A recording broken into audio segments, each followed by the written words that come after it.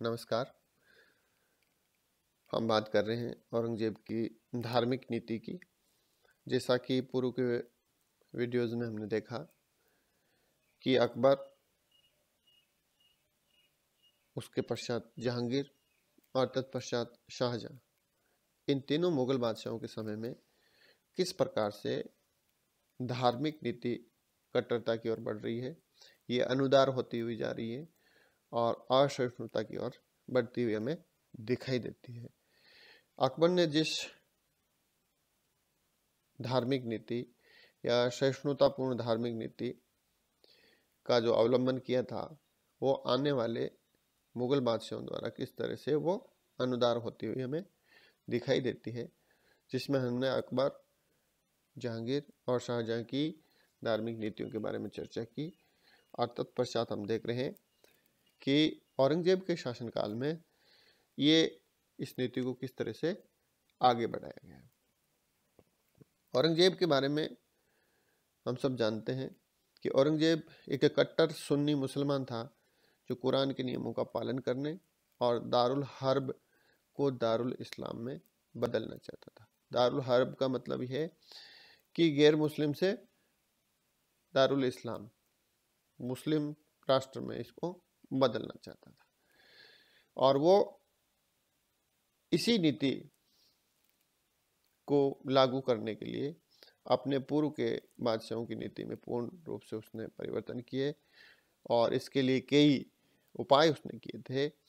और उन उपायों में सबसे प्रमुख है कि उसने गैर मुस्लिम रीति रिवाजों पर प्रतिबंध लगा दिए थे। उन प्रतिबंधों में हम देखते हैं कि किन किन चीज़ों पर उसने प्रतिबंध लगाए थे कि ये इस्लाम के विरुद्ध हैं या गैर मुस्लिम रीति रिवाज हैं। पहला था सिक्कों पर कलमा खुदवाना। कलमा, चूँकि औरंगजेब का मानना था कि कलमा एक पवित्र मंत्र है, बीज मंत्र है, इसलिए सिक्कों पर कलमा खुदवाया जाना गलत है, क्योंकि इस पे ये पवित्र नहीं रहता है, गंदे हाथ लगते हैं या सिक्का कहीं भी रखा जाता है तो उससे कलमे की पवित्रता प्रभावित होती है, इसलिए सिक्कों पर कलमे को खुदवाया जाना बंद कर दिया गया। दूसरा काम था नौरोज़ का त्यौहार को बंद कर दिया, क्योंकि नौरोज़ का त्यौहार एक पर्शियन परंपरा थी और ये इसको गैर इस्लामिक माना गया और इसको भी बंद कर दिया। तीसरी थी तुलादान और झरोखा दर्शन। तुलादान में शासक को सिक्कों से या कुछ कहना चाहिए वस्तुओं से तोला जाता था और उसके बाद में उस वस्तु या सिक्कों को गरीबों में बांटा जाता था। झरोखा दर्शन में कोई भी सुल्तान सुबह अपने महल के या किले के झरोखे में आकर के आम जनता को दर्शन देता था, वो झरोखा दर्शन होता था। ये भी एक हिंदू एक प्रणाली थी, पद्धति थी, एक परंपरा थी जो प्राचीन काल से हिंदू राजाओं द्वारा ये झरोखा दर्शन देने की प्रथा थी, इसलिए इसको भी गैर इस्लामिक मान करके इसको बंद कर दिया गया। चौथी बात थी संगीत, क्योंकि इस्लाम में संगीत वर्जित माना गया है, इसलिए औरंगजेब ने इसको भी बंद करवा दिया। भांग की पैदावार को बंद करवाया गया, शराब और जुआ, ये सब चीज़ें बंद करवा दी। और अगली बात थी सती प्रथा पर प्रतिबंध। सतियों को का होने पर प्रतिबंध लगाया गया। इसको एक सामाजिक सुधार के रूप में नहीं देख करके बल्कि गैर इस्लामिक होने के कारण इसको बंद करवाया गया, क्योंकि मध्यकाल में इस प्रकार की अवधारणाएं नहीं थी। और इसके अलावा हिंदू त्यौहार जो अब तक मुस्लिम या कहना चाहिए कि मुगल दरबार में मनाए जाते थे, और औरंगजेब के काल में इन हिंदू त्योहारों को भी मुगल दरबार में मनाए जाने की पाबंदी लगा दी, मनाही कर दी गई। इसके अलावा औरंगजेब के शासनकाल में कई मंदिरों को तोड़ा गया। मंदिरों की मूर्तियों को तोड़ने के साथ ही गोवध जैसे भ्रष्टता के कार्य भी किए गए। मंदिरों के स्थान पर मस्जिदें बनाई गई।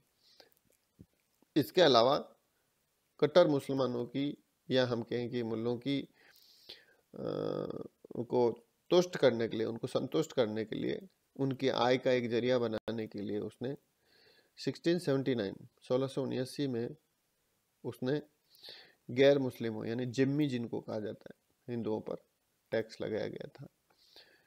ये भी एक कट्टरता वाला काम था, जिसको अकबर ने जजिया को बंद करा था, ये औरंगजेब ने 1679 में इसको वापस पुनः जजिया लगा करके और इसको पुनः प्रारंभ किया गया था। इसके अलावा औरंगजेब द्वारा चुंगी संबंधी कुछ भेदभाव किए गए कि मुस्लिम व्यापारियों से तो 2.5% लेंगे और हिंदू व्यापारियों से 5% टैक्स लिया जाता था। गंगा के स्नान पर भी 6 रुपये और चारान में 6.25 रुपये का तीर्थ कर लगाया गया था। तो इस प्रकार हम देखते हैं कि औरंगजेब किस तरह जो है गैर मुस्लिम जनता के लिए अनुदार होता हुआ जा रहा है। इसके अलावा हिंदू पाठशालाओं और त्योहारों पर प्रतिबंध लगा दिया गया। इस्लाम ग्रहण करने के लिए प्रोत्साहन या प्रलोभन दिए जाने लगे। तो इस प्रकार हम देखते हैं कि असहिष्णुता की नीति के कारण साम्राज्य में अनेक विद्रोह हो गए।